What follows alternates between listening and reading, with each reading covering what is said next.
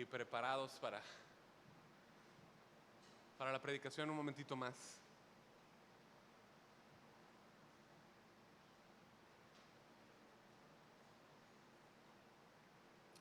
Bien. ¿Ya regresamos todos al lugar? Ok, ¿le parece bien si empezamos con oración? Vamos a pedir al Señor que nos ayude, que nos dé gracia, que nos ayude a ocupar bien este tiempo y que sea para su gloria. Padre, venimos delante de ti en mucho respeto, en temor. Tú eres nuestro miedo, Señor, pero también sabemos, Señor, que el amor perfecto echa fuera el temor y que hoy ya no nos tenemos que acercarnos a ti con un miedo, sino con un respeto, pero también una confianza, Señor, de lo que tú has hecho en favor nuestro a través de Cristo. Y es en el nombre de Cristo que pedimos que tú nos hables esta mañana. Nos acercamos a ti, Señor, respondiendo a lo que tú haces en nuestro corazón. Nos acercamos a ti pidiendo que tú hables y transformes nuestro corazón, que nosotros no nos refugiemos en una excusa, que no nos refugiemos en argumentos, sino que podamos presentarte el corazón para que tú lo trabajes, tú lo moldees, tú lo ayudes y que sea un corazón blandito, un corazón que tú puedas moldear y trabajar en él, y un corazón que se deja guiar por ti, un corazón que te ha cantado, que quiere escuchar tu voz, que quiere escucharte hablándole, que quiere escucharte guiándole. Y eso pedimos esta mañana. Dame gracia para predicar tu palabra. Yo no puedo hacer nada sin ti, Señor. Yo te pido tu gracia y pido que tú hables al corazón de mis hermanos y que tú te glorifiques en este lugar siempre. En el nombre de Jesús. Amén. Amén. Bien. Pues esta mañana le he puesto por nombre a la enseñanza, como dijimos, aprovechando bien el tiempo, para los que anotan. Como saben ustedes, estamos casi al final de la serie El Cristiano y sus convicciones. Nos queda este tema y el del siguiente domingo, que hablaremos acerca del cuidado en la mente, ¿no? Pero cuando hablamos de convicciones, necesariamente tenemos que hacer un alto en este punto. Tenemos que evaluar detalladamente cómo o cuál es el uso que le estoy dando a mi tiempo. Este es un tema indispensablemente necesario de tocar, porque es con mi tiempo, más que con cualquier otra cosa, que yo sirvo a Dios. Es con mi tiempo, más que cualquier otra cosa, con la que yo sirvo a mi familia. Es con mi tiempo, más que con cualquier otra cosa, que yo sirvo a mi iglesia. Es con mi tiempo, más que con cualquier otra cosa, con el cual yo sirvo a la sociedad en la cual vivo. Entonces, necesitamos entender que el tiempo, iglesia, es lo más valioso que tenemos, y necesitamos, debido a que es muy valioso, necesitamos invertirlo bien. ¿Me sigue? Invertirlo bien. Hay una ilustración que se me hizo muy interesante, ¿no? Pero imagina tú que tienes un banco que cada mañana puntualmente te acredita 86,000 pesos. Oye, les brillaron los ojitos, hermanos. 86,000 pesos cada mañana, ¿sí? Pero esta cuenta no te mantiene un saldo de un día al otro. Es decir, cada día comienza de nuevo, ¿sí? Cada día comienza ese depósito, ¿sí? Todas las noches te cancela cualquier operación que no hayas hecho y en la mañana se reinicia.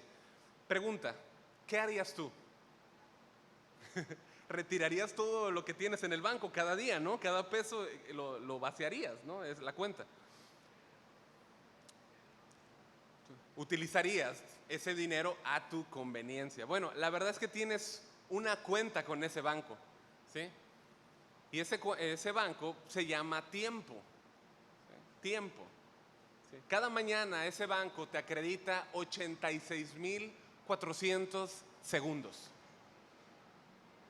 86,400 segundos. Y cada noche te mueve como pérdida cada dinero o cada monto que no hayas invertido con un buen propósito, ¿sí? No te mantiene nada para el siguiente día, no te permite sobregirar, ¿no?, cantidades. Cada día hay una nueva apertura contigo, ¿no? Si no utilizas los depósitos del día, pues tú tienes pérdida, ¿no? Es una pérdida. Entonces no hay vuelta atrás, no hay adelantos para el día del mañana. Muy a menudo nos encontramos pensando, iglesia, en muchas cosas, pero no en la brevedad de nuestro tiempo. ¿Sí? Me refiero a nuestra vida. Y esto es algo que al rey David lo llevó a meditar muy profundamente. Lo llevó a evaluar su vida al punto de orar a Dios y decirle en el Salmo 39:4, hazme saber, Señor, el límite de mis días y el tiempo que me queda por vivir. Hazme saber lo efímero que soy. Muy breve es la vida que me has dado ante ti. Mis años, dice el rey David, son como nada. Un soplo nada más el mortal. De la misma forma, Santiago en su carta, en capítulo 4, versículo 14, dice que la vida ciertamente es neblina, que aparece un poco de tiempo y luego se desvanece. Cuando yo tengo la idea, ¿no?, de que voy a vivir muchísimo tiempo en esta tierra, es posible que yo viva mi vida de una manera despreocupada, sin evaluar el final de ella. Pero cuando entiendo que en realidad nuestra vida es tan fugaz como lo que duraron los juegos pirotécnicos del 15 de septiembre, yo veo la vida de una manera muy diferente. ¿Sí? Eso me debe llevar a mí a vivir mis días con sabiduría. Diga sabiduría. Nuestra vida es muy corta y la eternidad es muy eterna, ¿no? Cuando contrastas el tiempo de la vida que estamos viviendo aquí con la infinitud de la eternidad, veríamos que no hay ninguna comparación, ¿no? Déjame ponerte un ejemplo. Digamos que tú vas a la playa, ¿no?, y tú tomas un vaso, ¿no?, de unicel, ¿sí?, y tú te paras en la orilla hasta donde te llegue el agua, ¿no?, y tomas el vaso y llenas hasta el tope ese vaso. Pregunta: el volumen, la cantidad que hay en ese vaso, ¿es comparable de alguna manera con el vasto océano? No, ¿verdad? De ninguna manera, no hay nada. Pero ahora déjame ponértelo un poco más profundo, más allá, ¿no? De repente tú levantas ese vaso y ves que tiene una abertura. Y cada minuto está cayendo una gota. Una gota, una gota, una gota. ¿Sí? Bueno, de una manera simbólica, esto puede representar muy bien lo corto que es nuestra vida en comparación con la eternidad.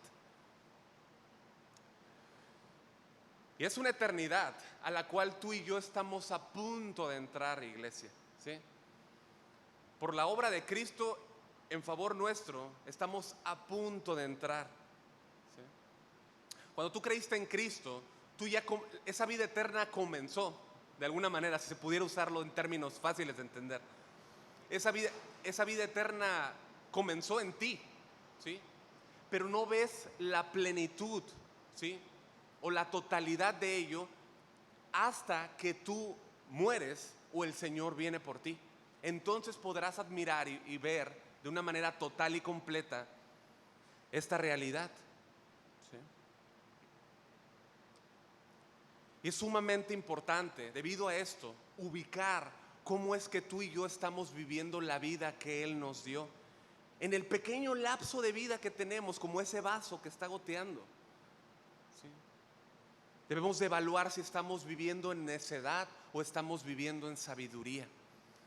Fíjense, el Salmo 90:12, no lo veremos en este momento, pero recoge una oración de Moisés pidiendo misericordia a Dios. Este salmo podría muy bien reflejar el juicio de Dios delante de un pueblo rebelde e incrédulo que en el monte, en el desierto, ¿no?, se quejaba delante de Dios.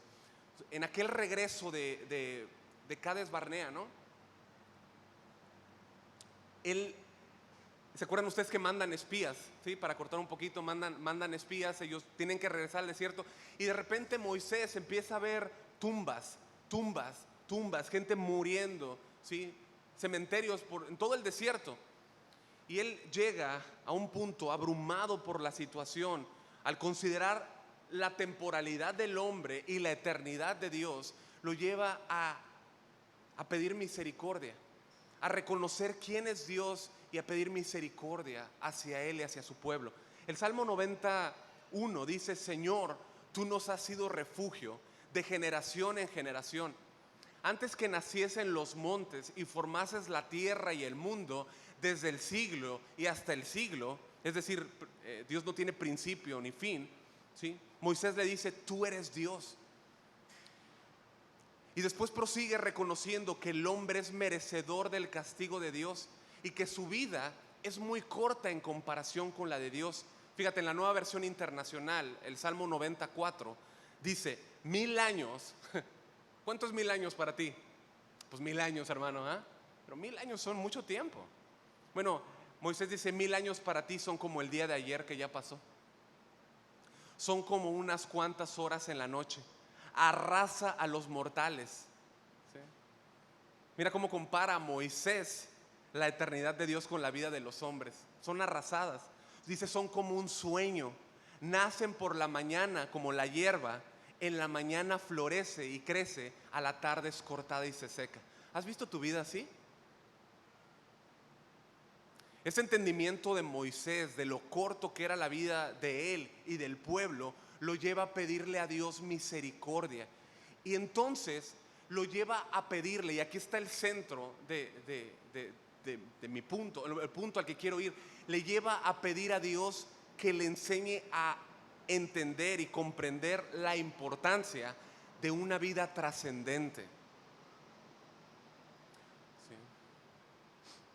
Una vida que valora los días que se le dan para entonces vivir en obediencia.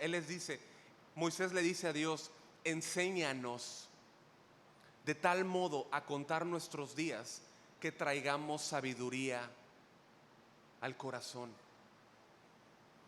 Fíjate, él ora pidiendo no solamente por él ora por el pueblo, él ora por todos. Enséñanos a entender. Danos sabiduría para tener un corazón sabio, para entender lo corto de nuestros días y la trascendencia de nuestros días. Charles Spurgeon dijo una vez: el tiempo es corto, la eternidad es larga. Es razonable que vivamos esta breve vida a la luz de la eternidad. La muerte, mis amados, es algo común, ¿sí? Pero no deberíamos de verlo como algo natural. Es algo común, ¿me sigue? Pero no es algo normal, si me permite, o natural. Porque la muerte no era la idea original de Dios. ¿Sí me sigue? La muerte no era la idea original de Dios. El hombre, ¿sí? O sea, la idea fue que Dios diseñó al hombre con esa vida para entonces dar paso a la eternidad. Pero de ninguna, no estaba en su, no se originó en él, no estaba en el diseño, ¿sí me entiende? Lo cual no escapa de su control y de su conocimiento. La muerte no es algo natural, no es natural que la gente muera. Es decir, aunque es algo común, no debemos de verlo como algo normal. Y la verdad es que no nos gusta mucho hablar de esto, ¿verdad que no? No nos gusta mucho, ¿sí? Pero la realidad, mis hermanos, es que hallamos mucha sabiduría en el corazón cuando hablamos de la muerte, ¿sí? Porque nos lleva a entender lo breve de nuestra vida, ¿sí? El hombre muere por el pecado, ¿sí? Somos redimidos, pero es una evidencia del pecado que está en el hombre, la muerte, ¿se entiende? Por eso es que no podemos verlo como algo, no fue así en el diseño, ¿sí? Pero cuando yo veo la muerte y hablo de muerte, yo puedo traer al corazón sabiduría porque entiendo lo breve de mi vida, ¿sí? entiendo y afirmo o tengo mayor seguridad en que un día moriré, pero también eso me ayuda a entender que mi Dios tiene tanto dominio de la muerte como de la vida. Amén. Déjame ponerlo de esta manera: cuando yo entiendo, o más bien Dios me hace entender y trae sabiduría a mi corazón que tengo una vida pues temporal, eso destapa mi orgullo, destapa mi independencia, ¿sí? Y me hace entender que nada sale del poder absoluto de Dios. El entender que yo dependo de Dios en mi vida y entender que mi vida es corta me lleva a entender que yo también dependo de Dios en mi muerte. Es decir, para todo yo dependo de Dios. Y si ustedes notan, pues seguimos hablando del mismo tema base de la serie, que es dependencia en Dios, siempre. Ahora, ¿de qué otras maneras trae sabiduría a mi corazón el entender lo corto de mi vida? Vamos, pensemos. ¿Qué tal el hecho de pensar que esta tierra no es mi morada eterna? ¿Qué tal el hecho de entender que en vista de la eternidad y que mi morada está en los cielos, ¿sí? ¿Se acuerdan qué fue lo que dijo Jesús?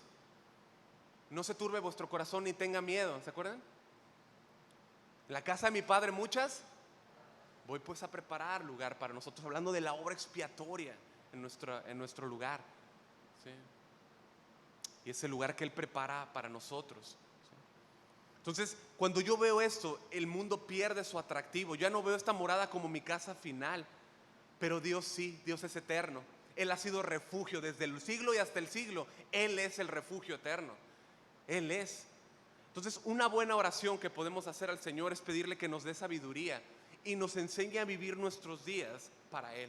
Amén. Quisiera que entonces, habiendo dicho esto, me acompañes, si ya estás ahí o quieres abrir tu Biblia, en Efesios, por favor. Efesios capítulo 5. Pablo le escribe aquí a los hermanos de la iglesia de Éfeso, y posiblemente esta carta fue escrita en el año 60 o 62 después de Cristo. Pablo está preso en Roma y sabe que aprovecho esto para mencionarle que creemos que en un corto o mediano plazo vamos a introducirnos a la carta de los Efesios, ¿sí? Entonces quisiéramos pedirle que usted esté orando por las reuniones, que esté orando por las enseñanzas que dan los predicadores y que esté orando para que Dios nos dé dirección a través del estudio. Por favor, ¿se lo podemos pedir? Esté orando, por favor, por nosotros. Necesitamos que Dios nos dirija. Efesios es una carta que nos enseña a todos los creyentes acerca de las riquezas, las gloriosas riquezas de gracia en Cristo Jesús para ella misma, ¿sí? Para su iglesia. De esto nos habla la carta, de las riquezas que Dios tiene para su iglesia en Cristo Jesús, ¿sí? En el privilegio que tiene su iglesia, su cuerpo, debido a la unión que tiene con su Señor, ¿sí? Y por ello nos llama a vivir una vida digna como iglesia. En los versículos 11 al 13, Pablo instruye a los creyentes a no tener nada que ver con las obras infructuosas de las tinieblas. El pecado, mis amados, no produce nada, ¿sí? Es infructuoso, no produce nada bueno, ¿sí? Ningún fruto bueno sale de él, a diferencia del fruto que Dios produce en nosotros, ¿sí? Ya vamos a hablar mucho más de ello, pero un genuino creyente en Cristo, ¿sí?, no debe participar de las obras de las tinieblas. No debe. Al contrario, debe reprenderlas, es decir, debe exponer el mal de ellas a la luz de Cristo, ¿sí? Un creyente se opone ante ellas, no es un reformador, ¿sí? Lo que hace es que camina en la luz de Cristo, vive en la luz de Cristo, y mientras vive en la luz de Cristo, esas obras quedan expuestas, es decir, quedan denunciadas. ¿Se entiende? Si este lugar, usted está ahorita y ve aquí clarito, ¿no? Pero si usted viene aquí el día del ensayo, aquí está oscuro. ¿Vea, José Luis? Está oscuro, pues para eso ponemos esos focos, imagínese si no estarían. Está oscuro, ¿no? Pero el momento que tú prendes la luz, la oscuridad queda disipada. La oscuridad sale, es decir, no hay ninguna comunión si me permite explicarlo de esta manera, entre las tinieblas y la luz. En cuanto llega la luz, las tinieblas salen, ¿sí? Bueno, el creyente debe reflejar la luz de Cristo. El creyente es luz, ¿sí? Y el creyente, debido a una vida en obediencia a la palabra, pone de manifiesto la oscuridad de este mundo. Efesios 5:14 en la Nueva Versión Internacional dice: porque la luz es lo que hace que todo sea visible. Por eso dice: despiértate tú que duermes, levántate de entre los muertos y te alumbrará Cristo. Esa es la invitación que el Señor hace a todo aquel que está en tinieblas, que vive en muerte espiritual, a confiar en Cristo, a venir de la muerte a la vida, de las tinieblas a la luz. Ahora, el contexto en el que está el texto, ¿sí?, está dado a creyentes, ¿no? Hay posibles versiones acerca de esto, ¿no? Que él estaba hablando y trajo a Isaías, ¿sí?, y trajo cantos que se cantaban en Pascua y pudo de una manera hablar a los incrédulos, pero el contexto nos dice que está hablando a creyentes. Yo me inclino más por ello, ¿sí? Entonces les habla a los que tienen el privilegio de ser llamados fuera para hacer su iglesia, los que conforman su iglesia, ¿sí? Bueno, esos que conforman su iglesia y que se dicen iglesia deben de vivir acorde a la condición o al llamado con el cual fueron llamados, ¿sí? Deben despertar para no estar en una completa esfera de comunión. Por eso es que yo entiendo cuando dice despierta tú que duermes, ¿no? O sea, no habla de resucitar, sino despiértate, ¿no? Sí. No habla en una, habla aquellos que están en una indiferencia al pecado, ¿sí? Habla aquellos creyentes que han sido vencidos por el sueño espiritual, ¿sí?, y deben de despertar, es decir, dejar el modo y las costumbres del mundo, ¿sí? No pueden vivir como los muertos espiritualmente, aquellos que no conocen a Dios. Por eso Pablo los exhorta a andar de una manera sabia, ¿sí?, que su andar, ¿sí?, muestre esa distinción entre aquellos que han sido llamados, entre los creyentes y los no creyentes. Por eso les llama en el versículo 15: mirad pues con diligencia cómo andéis, no como necios, sino como sabios. Repite: aprovechando bien el tiempo, porque los días son malos. Por tanto, no seáis insensatos, sino entendidos de cuál sea la voluntad del Señor. Tú y yo necesitamos entender que a partir de que Dios nos salvó en Cristo, todo lo que hagamos, nunca más será visto desde una perspectiva individual. Nunca. Nada será visto de la misma manera desde una perspectiva individual. Siempre será bajo el contexto de pueblo. Fuimos hechos su familia. Fuimos adoptados por gracia, bautizados por un solo espíritu, como nos dice 1 Corintios 12, ¿sí? Fuimos constituidos en un solo cuerpo. Mira si es maravilloso. Cristo ingresa al nuevo creyente en la unión de su cuerpo. ¿Y qué hace? Lo conecta con todos los demás creyentes. Eso es lo que vamos a celebrar en un ratito más. La comunión con Cristo y la comunión con los creyentes. Puedes no venir a la reunión y vas a tener disciplina por ello de nuestro Padre, pero no dejas de ser mi hermano, no dejas de estar unido a mí. Yo puedo pecar y Dios me va a disciplinar y va a tratar conmigo, pero no dejo de ser tu hermano. ¿Se entiende? Estamos unidos por la vida de Cristo. Participamos de la misma persona del Espíritu Santo morando en nosotros, en nuestros cuerpos. Esto es impresionante. O sea, ya no eres más tú solo, somos nosotros. Ese es el problema con la iglesia de este lado del mundo, que camina individualmente. Pero si pudiéramos ver cómo es del otro lado del mundo, allá en China y en los países donde se tienen que esconder, tú ves uno solo. Esa es una realidad, pero tenemos que entenderla, que somos uno solo, un solo cuerpo, una sola fe, un solo bautismo, tenemos un solo Dios, iglesia, en 3 personas. Por ende, la iglesia debe andar como dice el capítulo 4 y versículo 1. Ahí puedes voltear la página. Como es digno de la vocación con la que fuimos llamados.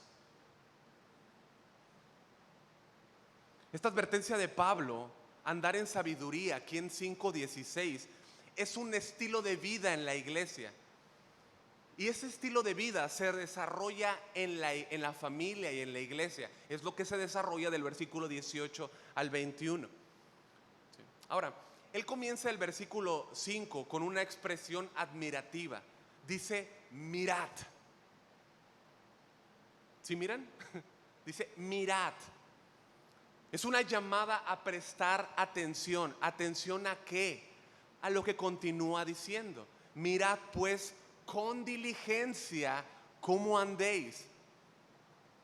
Podríamos hablar mucho de la palabra andar. Y ya lo haremos. Se menciona 7 veces en la carta la palabra andar. Esta palabra viene del verbo, no sé si se pronuncia así, pero es peripateo, ¿sí? Y significa caminar por todas partes, significa caminar por doquier. Es decir, habla de la manera de conducirse, el cómo actuamos en nuestra vida cotidiana. Es el circuito de actividades en nuestro diario común y habitual andar. Ahora, el llamado de Pablo es a despertar a los efesios, ¿sí? Y que debido a la luz que les fue dada y que también a nosotros nos fue dada como hijos de luz, como se nos llama ahí en el versículo 9, fíjate cómo se nos llama, somos hijos de luz, ¿sí? Pues debemos de caminar con diligencia, con diligencia. Son 3 versículos los que vamos a ver nada más, ¿no? 15, 16 y 17. Pero hay palabras muy claves. Diligencia. Diligencia habla de exactitud. Por implicación habla de caminar con cuidado. Un creyente debe caminar discretamente. Un creyente debe de andar con prudencia, vigilando la manera en la que anda. Ustedes han visto cómo caminan. Ven que aquí por ejemplo hay bardas, ¿no? Muchas bardas. Y esas bardas tienen como esos piquitos, ¿no? Que les ponen, ¿no? ¿Cómo les llaman esos? Cebolla, ¿cómo les llaman? Allá. Tú sabes, que son esos como piquitos de herrería, ¿no? Que luego les ponen así como, ¿no? ¿Cómo? Bueno, luego me dices. Pero ¿has visto cómo caminan los gatos en las bardas? ¿Sí has visto cómo con mucho cuidado, ¿no? Yo he visto, me quedo impresionado, ¿no? Caminan con mucho cuidado y hasta mueven las patas así, pero no los ves andando de una manera descuidada, ¿no? Si se descuidan, rip el gato. No, pero son cuidadosos cómo se conducen, ¿no? No se quieren lastimar, no quieren dañar sus patas con algún objeto como estos, ¿no? Bueno, quizás es una ilustración boba, ¿no? Corta, pero nos deja ver cómo debe de conducirse un creyente. ¿Como gato? No, prudente, diligente, cuidadoso, vigilante, cuidando sus pasos, midiendo sus pasos. Pablo continúa diciendo, no como necios, sino como sabios. ¿Sí? Un necio es alguien sin sabiduría. Y esa es la manera de vivir de los que vagan sin rumbo. Habla de una persona que no le da importancia realmente a lo que debe dársele importancia. No le interesa lo que es indispensable, lo que es irreemplazable, como el tiempo. No le da atención a lo urgente, pero le tiene un gran aprecio a todo aquello que es, pues, no importante, aquello que es incluso negativo e incluso dañino o perjuicioso para su vida. A eso le da más valor. Eso es importante, ¿sí? Márquelo porque voy a volver a ello. Por el otro lado, cuando dice sabiduría, no está hablando de un cúmulo cúmulo de información, un cúmulo de conocimiento, ¿sí? Sino habla de una vida de cara a Dios, ¿sí? O sea, es el aplicar ese conocimiento que yo encuentro en la Escritura para entonces yo caminar de una manera prudente, diligente, inteligente delante de Dios. Pero ese camino de cara a Dios, una conducta delante de Dios, una conducta clara, una conducta acorde a su palabra. Pablo dice en el capítulo 1 y en el versículo 16 y 17, poco a poquito nos estamos introduciendo, ¿no?, en la carta. Pero hay una oración que él hace. Y dice que él no dejaba de orar por los efesios. ¿Qué era lo que oraba Pablo para ellos o por ellos? Versículo 17, pidiendo que el Dios de nuestro Señor Jesucristo, el Padre de gloria, os dé espíritu de sabiduría y de revelación en un mejor conocimiento de Él. El Espíritu Santo, mis amados, la tercera persona de la Trinidad, quien es Dios, ¿sí?, nos da esa sabiduría, ¿sí? Eso es lo que está orando Pablo, que Dios les dé espíritu de sabiduría y de revelación. Ahora, ¿habla de una revelación nueva? No, habla de la revelación que está en la Escritura, pero que tú y yo podamos entender en una mayor medida lo que la palabra habla, ¿sí? El Espíritu Santo, mis amados, nos da esa sabiduría que necesitamos, nos revela la verdad de Cristo. Y es impresionante porque el Espíritu Santo, es Dios y Él no tiene límites. Él siempre va a exaltar la obra de Cristo, siempre va a exaltar a Jesucristo, ¿sí? Pero Él nos puede hablar abundantemente revelándonos la palabra de Dios, la palabra que habla de Cristo. El Espíritu Santo comprende todas las verdades de Dios, ¿sí? Corintios nos habla de ello, pero por ello puede impartir esta verdad a otros. Alguien que pide sabiduría, recibe sabiduría, ¿sí? Es lo que nos enseña Santiago, ¿no? Si tú pides sabiduría, dice que Dios no te la va a dar escasamente, te va a dar abundantemente sabiduría, ¿sí? Esa sabiduría nos ayuda a vivir de una manera correcta, sabia, no como necios, sino que nos ayuda a vivir de una manera diligente, de cara a Dios. Sin la sabiduría de Dios, mis amados, escucha, sin la sabiduría de Dios solamente existe otra vía para andar, y es la vía de la necedad. Ahora, necedad no habla de que no tengo el conocimiento correcto, sino que prefiero vivir de una manera errónea delante de Dios. No me intereso acerca de lo que Dios dice, de lo que es relevante, lo que es importante, urgente, irreemplazable, ¿sí?, de lo que la Biblia me dice que es mejor para mí, sino que tomo cosas que me hacen daño, cosas que, como dijimos, son negativas, ¿no? El hijo sabio pide más sabiduría. ¿Tú pides sabiduría a Dios? Bueno, sigue pidiendo sabiduría porque no hay un límite para ello. Tienes el banco abierto también de Dios para pedir sabiduría, ¿sí? El hijo sabio reconoce que no puede andar peripateo para todas partes sin la sabiduría de Dios. Sabe que no puede hacer nada sin la sabiduría de Dios y por ello pide más sabiduría. Pero el hijo se somete a la sabiduría de Dios, ¿sí? El domingo pasado hablamos nosotros acerca de la importancia de empezar bien y terminar bien, ¿se acuerdan? En alguno de los ejemplos que vimos, ¿ustedes recuerdan alguna persona que haya andado en necedad y haya terminado bien? Ni uno solo, ¿verdad que no? No terminaron bien. Proverbios 12:28 en la Nueva Biblia Viva, Proverbios 12:28 dice: el camino de los justos conduce a la vida, el de los imprudentes a la muerte. Aquí la advertencia de Pablo es a prestar atención a no conducirnos como creyentes en necedad, a no descuidar nuestra forma de andar. Y una manera en la que podemos estar siendo necios, y aquí entramos en tema, es en el uso de nuestro tiempo. El uso de nuestro tiempo.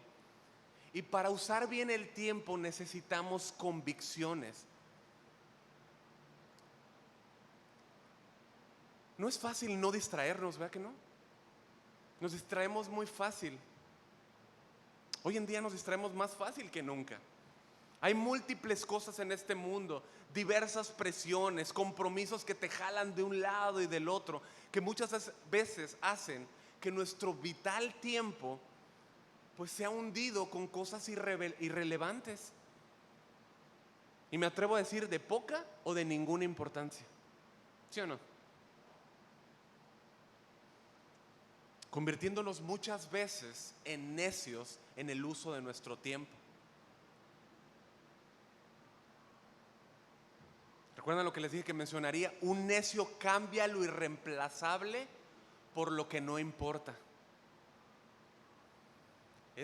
Cambia lo irreemplazable por lo negativo, por lo que le hace daño. Dejamos nuestro valioso tiempo por cosas mundanas, cosas que nos hacen perder, malgastar lo irreemplazable. Por eso el texto y la instrucción de Pablo continúa. Me permito retomar el versículo 15 y continúo en el 16. Dice: mirad pues con diligencia cómo andéis, no como necios, sino como sabios, aprovechando bien el tiempo, porque los días son malos. Hay un monstruo que nosotros enfrentamos hoy en día y se llama ocio, ¿no? ¿Es malo el ocio? A ver, yo quiero escuchar eso. ¿Es malo el ocio? ¿Sí? ¿No? ¿Quién dice que sí? ¿Quién dice que no? ¿Quién se durmió? Despiértate tú que duermes. La Real Academia de la Lengua Española, en sus definiciones, vamos a ver qué dice. Dice que el ocio es la cesación del trabajo, inacción o total omisión de la actividad. Habla del tiempo libre de una persona, habla de la diversión u ocupación reposada, especialmente en obras de ingenio, ¿sí? Obras de ingenio que alguien forma en los ratos que le dejan libres sus principales ocupaciones. De eso habla el ocio, ¿no? Entendemos, según diccionarios bíblicos y lo que la Biblia misma nos enseña, que no hay nada malo con tener tiempos de esparcimiento. ¿Estamos de acuerdo? No hay nada malo. No hay nada malo con tener tiempos libres. De hecho, es necesario tener tiempos libres, ¿sí? Tiempos de descanso. El problema es la ociosidad. ¿Y el qué? ¿El usar mal el tiempo? Es que, sí, o sea, el desaprovechar el tiempo, ¿no? Un diccionario bíblico define ocio como pereza, como improductividad. ¿Sí? Dice que como el trabajo es santificado por la obra de Dios, la ociosidad es considerada como un pecado contra uno mismo y la sociedad. O sea, tu ocio te afecta a ti mismo y afecta a tu entorno. ¿Sí? Hay muchos casos y se dan en las iglesias, ¿no? A mí me ha llegado a tratar algunos, ¿no? Donde se prefiere no trabajar, ¿no? Se prefiere no trabajar y lo que se me hace muy curioso es que se maquilla de una supuesta espiritualidad, ¿no? Yo lo he visto y se ve mal, o sea, está mal y es pecado, es contrario a lo que la palabra nos dice, ¿sí? Dios nos ha llamado a trabajar duro y aprovechar bien el tiempo. Una de las instrucciones de Pablo, si quieres acompañarme, 1 Tesalonicenses 5:14, y si eres muy hábil, 2 Tesalonicenses 3:6 también, ¿sí? A lo mejor no menciono todo, pero para que los tengas y puedas leerlos. Pero 1 Tesalonicenses 5:14, ¿sí? Es una instrucción de Pablo a la iglesia en Tesalónica, ¿sí? Para exhortar a los que no querían trabajar. Dice, también os rogamos, hermanos, que amonestéis a los ociosos, ¿no? Y es o sea, que te dice que los amonestes a los que no quieren trabajar. Y es el mismo asunto que encontramos allá en la segunda carta, capítulo 3, versículo 6 en adelante, ¿sí?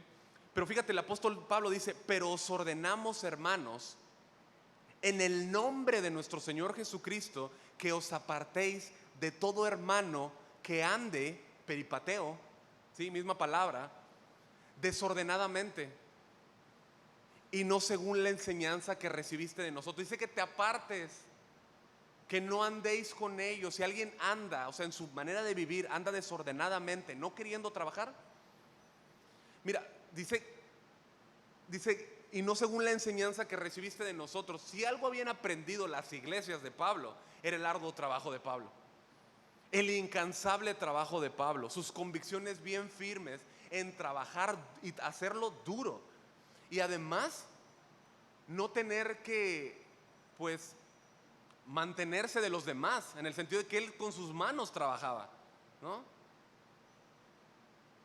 A veces puede sonar rudo el no apoyar a los flojos, ¿sí? Oh, es que no hay amor en a mí me lo han dicho, ¿no? A los ociosos, pero es una instrucción apostólica, segunda de Tesalonicenses 3:10, porque también cuando estábamos con ustedes os ordenamos esto: si alguno no quiere trabajar, tampoco coma. Tan bondadoso es dar al necesitado, ¿sí? Como tan bondadoso es decirle al hermano que ya deje de estar de baquetón. ¿Sí o no? Dice que si alguien no quiere trabajar, es diferente que si no puede trabajar. Si no puede trabajar, tenemos que ayudar, ¿estamos de acuerdo? Pero tenemos que ayudar, ¿sí?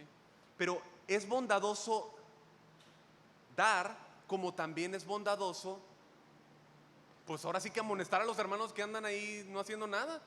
Spurgeon dijo, el más verdadero amor para con los que yerran no es fraternizar con ellos en su error, sino ser fieles a Jesús en todo.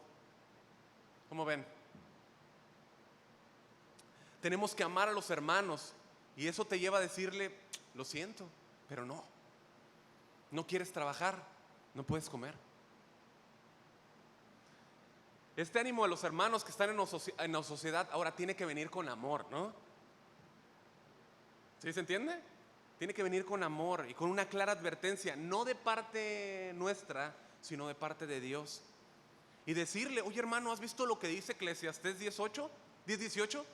Por la pereza se hunde el techo, por el ocio gotea la casa. ¿Qué pasa luego en las tormentas, no? Ahorita traigo ese tema, pero duro, ¿no? Nadie levante la mano, pero quizá pudiste, estoy diciendo quizá no pudiste, ¿no? No se dio las condiciones, no había los recursos, tranquilo, no se pudo, ¿sí? Pero quizás sí pudiste haberte preparado un poco mejor cuando venía la lluvia, ¿sí? ¿Tuviste tiempo para pegarle ímper ahí al techo? ¿No? Cerrar algunas grietas, pero dijiste, no creo que sea para tanto, no creo que llueva. ¿No? Además está bien buena la serie del Netflix, ¿no? ¿Y qué pasó? Se goteó la casa, ¿no? Se goteó la casa, ¿no? El mal uso del ocio, del tiempo libre, como puedes ver, cuando no es usado correctamente, es un grave problema y afecta a todas las personas. Ahora, un buen descanso, lo cual está bien, pues trae frescura a la mente, trae frescura a nuestras vidas, nos hace recuperarnos físicamente, ¿no? Cuando está en el tiempo perfecto, en el tiempo de Dios, ¿no? La sociedad es muy dañina. Escucha, incluso en los jóvenes, muchas veces ellos dicen, ¿qué cosa? Estoy aburrido, ¿no? Estoy aburrido. Es como padres necesitamos pedir sabiduría a Dios y pedirle dirección para llevarlos a ocupar su mente en cosas que sean productivas y no dejarlos que se entretengan ahí con el teléfono o con cosas improductivas, ¿no? Leí un artículo de algunos investigadores en la University College de Londres, y ellos concluyeron lo siguiente: las personas que pasan mucho tiempo aburridas, hablando de los jóvenes, ¿no?, pueden morir más jóvenes. ¿no? O sea, de hecho, incluye a todos. Las personas que pasan mucho tiempo aburridas pueden morir más jóvenes. El aburrimiento no es perjudicial en sí, pero las conductas que se desatan durante esos tiempos de ocios pueden ser peligrosas. Continúa el artículo. Cuando las personas no tienen nada que hacer, se corre el riesgo de que el ocio pueda ser malo, generando problemas en la salud como obesidad, ¿sí? Como sobrepeso, junto con pegado, como vicios, como ansiedad, como depresión, y ahí continúa, ¿no? Ahora, para todo ello, mis amados, hay ayuda en la palabra de Dios, amén, en la sabiduría que Dios nos da. Ahora volvamos al texto, versículo 16. ¿Qué quiere decir aprovechar bien el tiempo? Bueno, inmediatamente entendemos que habla de no desaprovecharlo, ¿no? Yo puedo aprovecharlo o desaprovecharlo. Hay un texto paralelo que encontramos en Colosenses, ¿no? Colosenses 4:5. Si quieres, acompáñame, ¿no? Pero se cree que estas cartas, Efesios, Colosenses, Filipenses, Filemón, fueron contemporáneas, ¿sí? Enviadas por Tíquico, ya lo vamos a ver más adelante. Pero Pablo dice allá en Colosenses 4:5, andad, es la misma palabra, peripateo, sabiamente para con los de afuera, redimiendo el tiempo.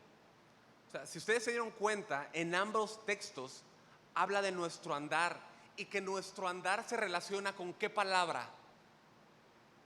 ¿Sabiduría? ¿Quién dice? Sabiduría, ¿no? No, se relaciona con la sabiduría, ¿sí? En cómo caminamos o en la forma en que vivimos. Esta palabra que se ve aquí, ¿sí?, donde dice redimiendo, es la misma que encontramos en Efesios, aprovechando, ¿sí? Proviene del griego, que no sé si se pronuncia así, pero es exagorazo, ¿sí? Y exagorazo significa comprar tiempo. Aquí escúcheme, por favor. Comprar tiempo, rescatar tiempo, ¿sí?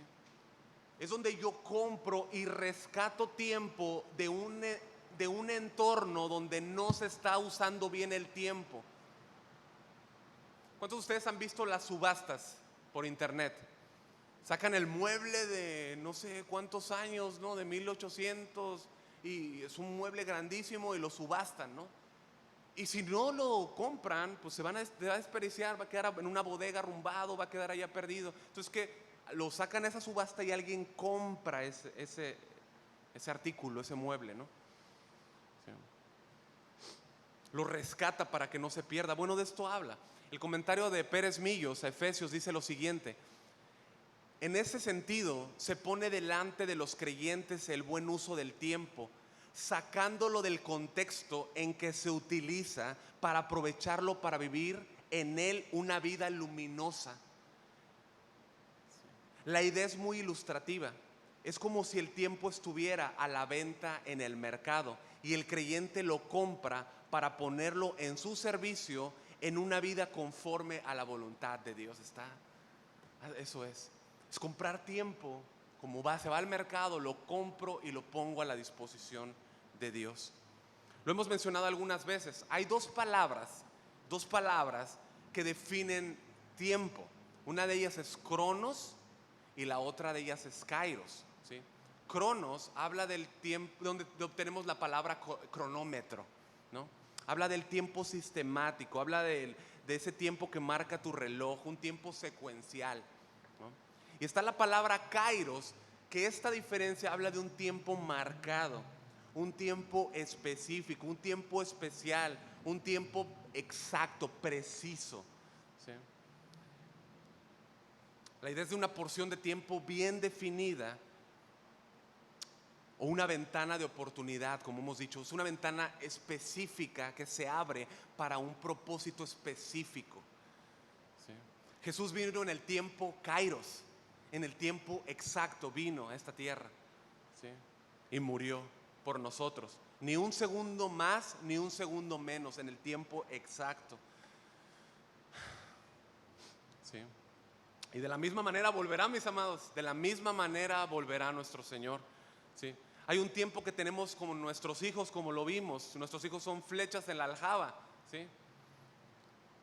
Y deben de salir y cumplir el propósito de Dios en el tiempo que Él determina. Nosotros tenemos un cierto tiempo, una cierta ventana para enseñarlos, para instruirlos, para repetirles, para hablarles la palabra al estar en casa, cuando andemos peripateo en el camino, al levantarnos, al acostarnos.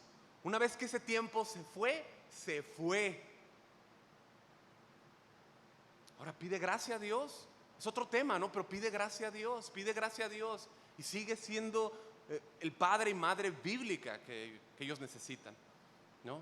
Pero ese tiempo específico donde le puedes hablar de las ordenanzas del Señor, del Evangelio, preparar su corazón, ¿sí? Es ese tiempo, ¿no? Hay un cierto tiempo que tenemos para predicar la palabra de Dios a toda persona como se nos ordena. A mí se me ordena predicarle a todas las personas, ¿sí? El tiempo en el que Dios abre ese corazón es de Dios, por medio de su Espíritu Santo.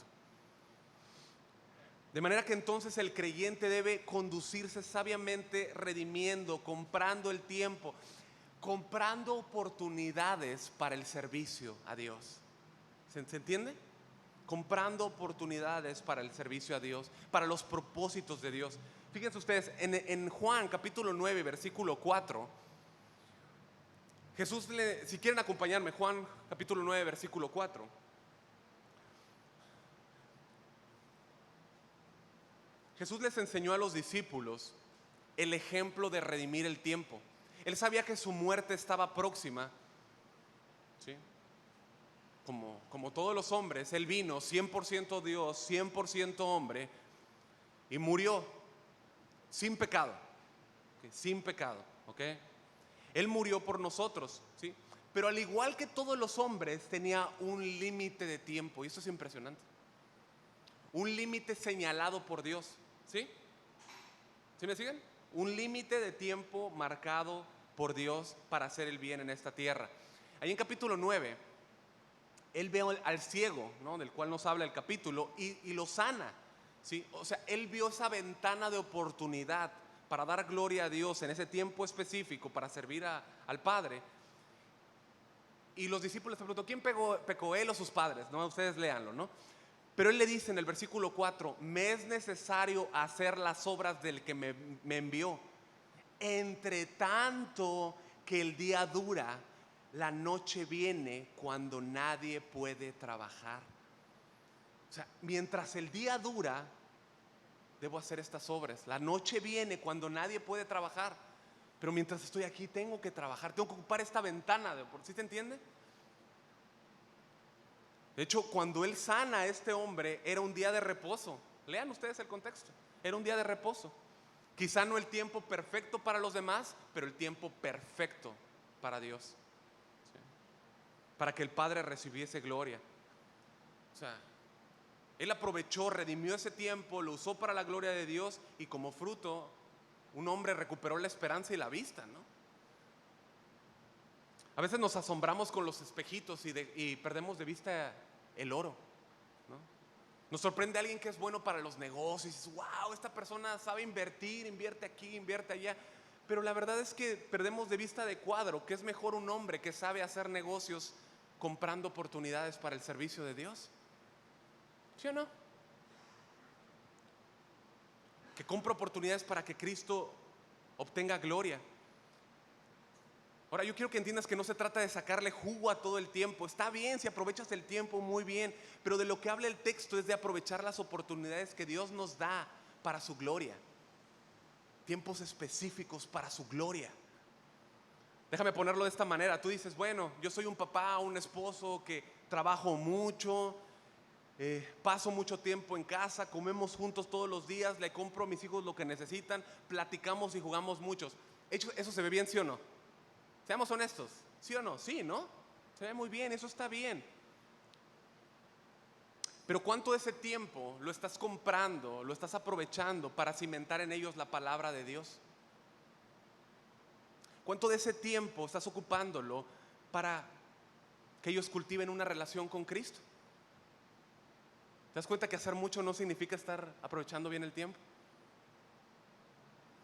Lo mismo aplica en el matrimonio, ¿no? Estar todo el día haciendo cosas, y eso está bien. Pero ¿cuánto tiempo ocupas para edificar el corazón de tu cónyuge? ¿Cuánto tiempo? ¿No? Igual en la iglesia, ¿cuánto tiempo utilizas para edificar a los hermanos? ¿Me doy a entender? A veces confundimos el estar todo el tiempo activos sin saber ocupar las oportunidades que tenemos con nuestro tiempo.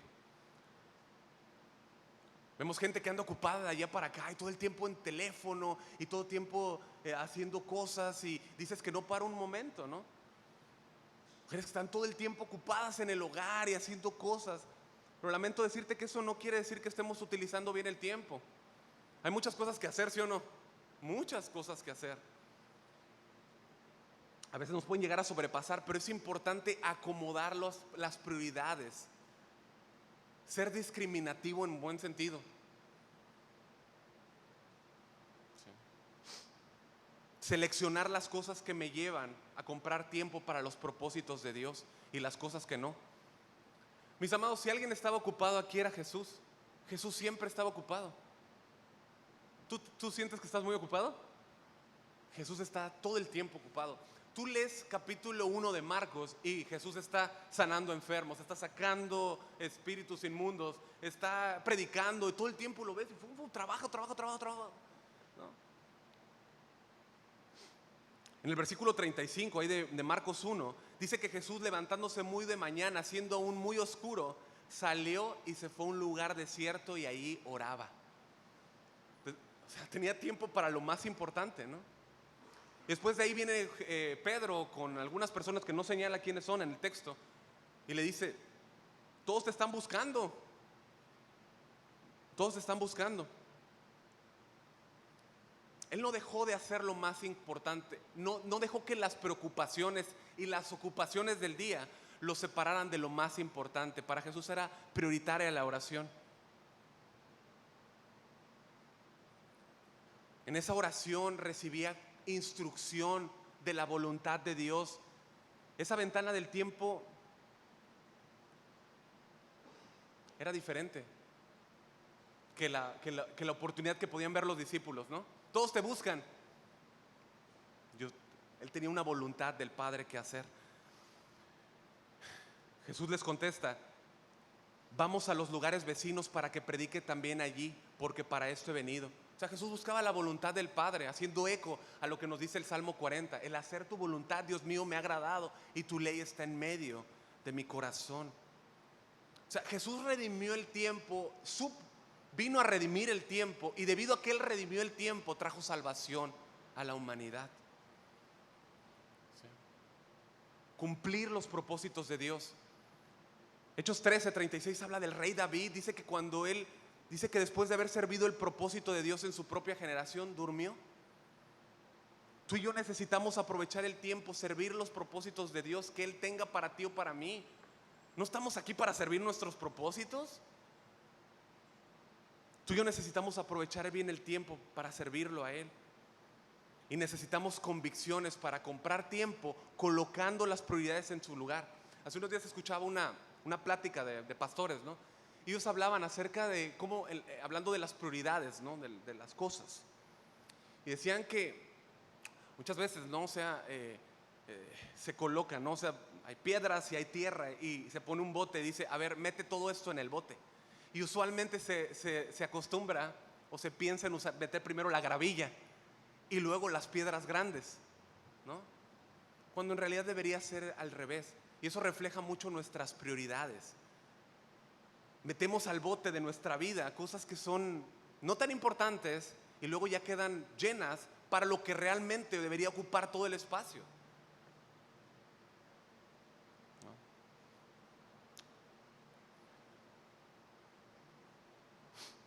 Pablo nos dice que debe ser una prioridad para nosotros andar en sabiduría, mostrando la luz de Cristo. Y nos da la razón el apóstol. ¿Por qué? Porque los días son malos. Lee tu Biblia. Los días son malos. Estamos enfrentando días terribles, iglesia. ¿Sí? Y eso no debe turbarnos. Sabemos que Dios está en control. Rumores de guerra, guerras y rumores de guerra estamos atravesando. Dios está en control. Eso no debe mover al creyente. ¿Sí? Pero la Biblia dice que los días son malos. Imagínate en los conflictos que escuchamos de guerra. ¿Cómo se vería una persona que en medio del campo de batalla pasa con sus chanclas, su short, su silla de la playa, su sombrilla, ¿no? Su pelota, ¿no? Y están los bombardeos y todo eso. ¿Se vería ridículo, sí o no? Por supuesto, ¿no? Por supuesto que sí. Se le avisó, había un conocimiento que iba a haber guerra, pero ves la insensatez de esa persona. No hizo caso, no echó mano de la sabiduría para actuar de una manera diferente. Bueno, muchas veces como creyentes podemos estar actuando así, como el señor de la playa, en medio de una guerra. Efesios, cuando entremos en la carta, el capítulo 6, el versículo 1 al 13, nos va a hablar de la guerra que enfrentamos, iglesia. ¿Sí? Si tú eres creyente, tú no tienes opción, tú enfrentas una guerra sí o sí. Sí o sí. No tienes opción. Puede que estés paralizado, pero eso no quiere decir que no estés herido.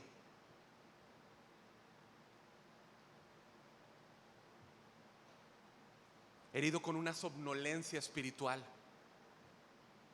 una vida espiritual dormida, ajeno a lo que está pasando a tu alrededor, ajeno a las ideologías, ajeno a las agendas, ajeno a los ataques de la iglesia, ajeno a todo. Nuestra lucha no es contra carne y sangre, pero sí contra un vasto ejército, principados, huestes, potestades. Nos habla de eso Efesios, ¿sí? Poderes invisibles, malignos que controlan este mundo y a la gente que vive en este mundo, a los no salvos. ¿Se acuerdan ustedes de Sera, que vino contra Asa con aquel ejército impresionante? Bueno, eso es nada con lo que enfrenta el creyente. Ahora, todos ellos ya están derrotados por la victoria de Cristo en la cruz. La batalla que Él ganó en esa cruz. Pero el cristiano debe vestirse, mi amado, de la armadura de Cristo. ¿Cómo te viste de esa armadura de Cristo? En obediencia, en arrepentimiento, en fe, vistiéndote del carácter de Cristo. Eso solamente se hace a través de arrepentimiento y fe, iglesia. Tú puedes poner en tu sticker, no bad days, ¿no? Como le ponen, ¿no? No días malos. Pero la Biblia te dice que los días son malos. Yo me quedo con lo que dice la Biblia. Solo ayer, 2 días atrás, alguien me envió un mensaje de una noticia de Estados Unidos de cómo en las escuelas están repartiendo flyers y libros. Así como la gente reparte o debería repartir mensajes del evangelio, ¿no? Allá los reparten para invitar a la gente a su secta satánica. Volantes, libros. Los días son malos y el creyente atraviesa esos días malos. Y esta es la ventana que tenemos para predicar el evangelio, para hablar de la gracia de Dios. Es la oportunidad que tenemos para adorar como lo hicimos hace un rato. Sí. Mientras vivamos aquí sirviendo a Dios. Versículo 17, por tanto, es decir, Pablo nos lleva a una conclusión ahí en corto, ¿no? Por tanto, o sea, debido a la abundancia del mal y al poco tiempo que tenemos, mis amados, te dice no seáis insensatos, sino entendidos de cuál sea la voluntad del Señor, perdón. Verdadera sabiduría contrasta con insensatez. Recuerda, insensatez no dice que no hay inteligencia, sino que no hay sabiduría bíblica. No se considera a Dios. Se prefiere pasar horas en Facebook. O sea, acuérdense, se deja lo irreemplazable, el tiempo, por lo más hueco. Horas en Facebook, horas en Instagram y su familia yéndose al infierno.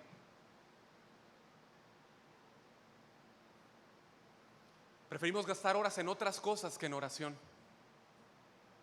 Cuando Cristo, el Hijo de Dios, en esta tierra nos dio ejemplo como hombre, siendo dependiente de la dirección de Dios, tú y yo somos mejores que Cristo, ¿no? No lo decimos, pero eso es nuestro orgullo, iglesia. ¿Vieras cómo está la reunión de los miércoles de oración? Así. 9:30 de la mañana aquí. Nadie viene. Yo no es para que seamos más bonche, más gente. Es porque eso habla de nuestra necesidad de Dios. Si yo sé que necesito a Dios, yo lo voy a buscar. Pero actuamos de una manera insensata con nuestro tiempo. Solo por medio de conocer la voluntad de Dios para nuestra vida que podemos andar como sabios y no como necios, conociendo la buena voluntad, la voluntad del Señor. Iglesia, como discípulos de Cristo, ¿cómo es que no estamos todos los días creciendo en la voluntad del Señor?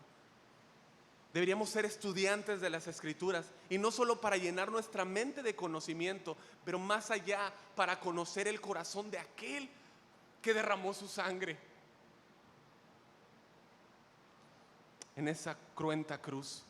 Él dijo en Mateo 11:29: llevad mi yugo sobre vosotros y aprended de mí, que soy manso y humilde de corazón, y hallaréis descanso para vuestras almas. Aprended de mí. En la transfiguración, ¿cuál fue la voz que se oyó entre las nubes? Del Padre: este es mi Hijo amado, en quien tengo complacencia, a Él oíd. Oír y aprender de Él, iglesia. Mi amado, si hemos de ser sabios y andar como es digno del llamamiento que tenemos, debemos de escuchar a Cristo, aprender de Él, y Él nos habla por su palabra. Ahora no está, yo sé no lo que produce, pero no está llamando el apóstol Pablo a andar todos enérgicos de aquí para allá, ¿sí? Gastándonos en ese sentido, tratando de exprimir cada segundo. Si lo haces, qué bueno, pero lo que está hablando es a ser sabios, a conocer las ventanas de oportunidad que tenemos para la gloria de Dios. Y esto solo se hace a través de conocer su voluntad.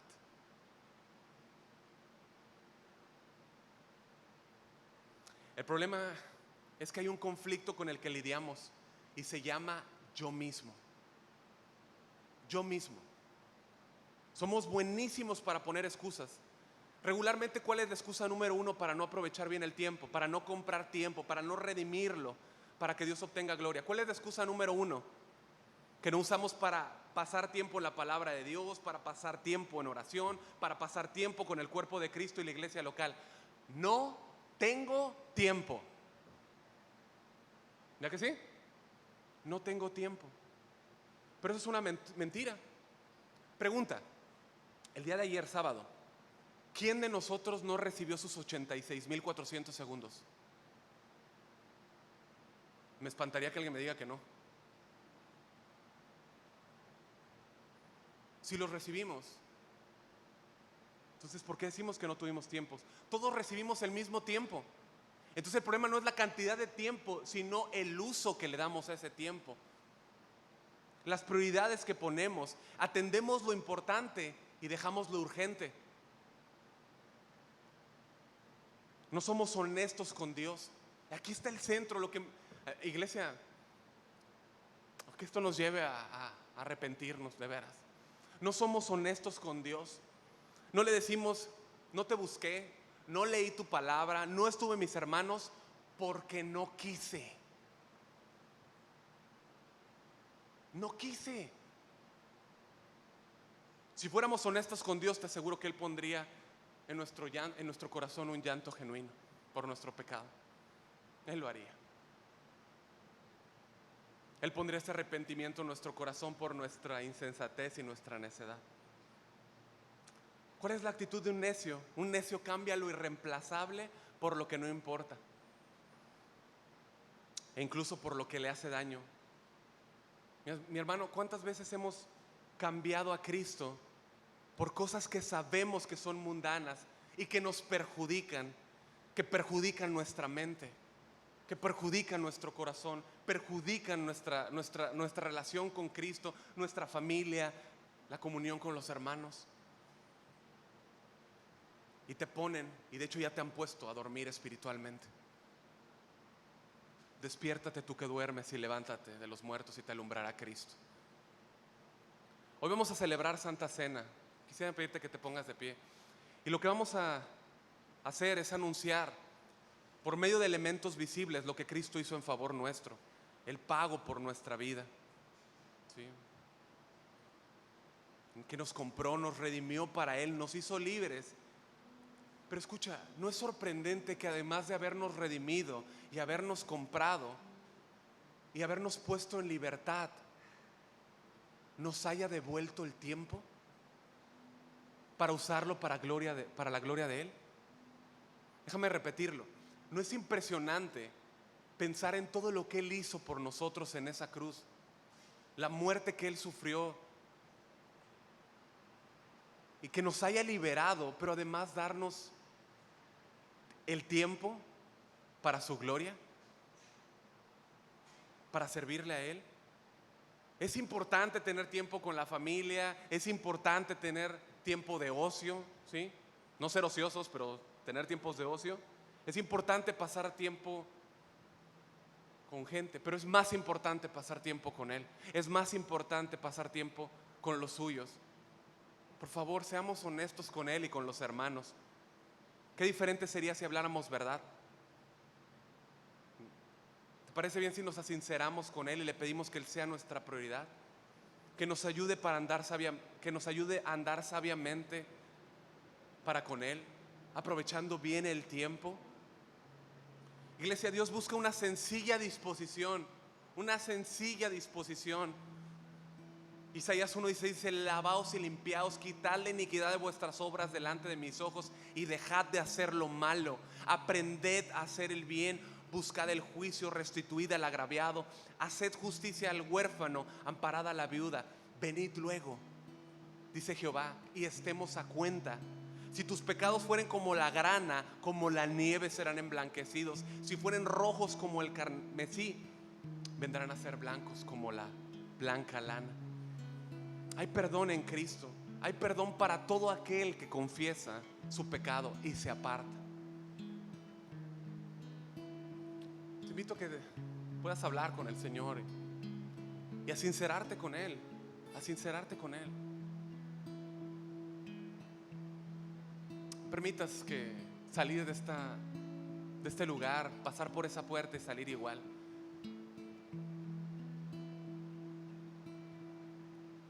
Confiesa tu pecado, arrepiéntete, vuélvete al Señor, pídele ayuda, pídele su sabiduría.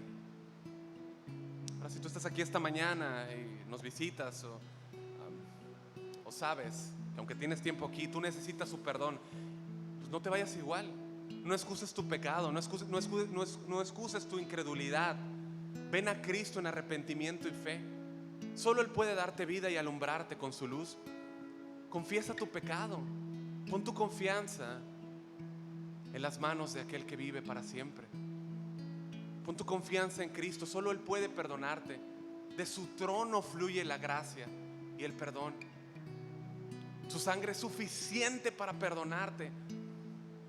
Así como Cristo resucitó de entre los muertos, Él tiene poder para dar vida a todo aquel que cree.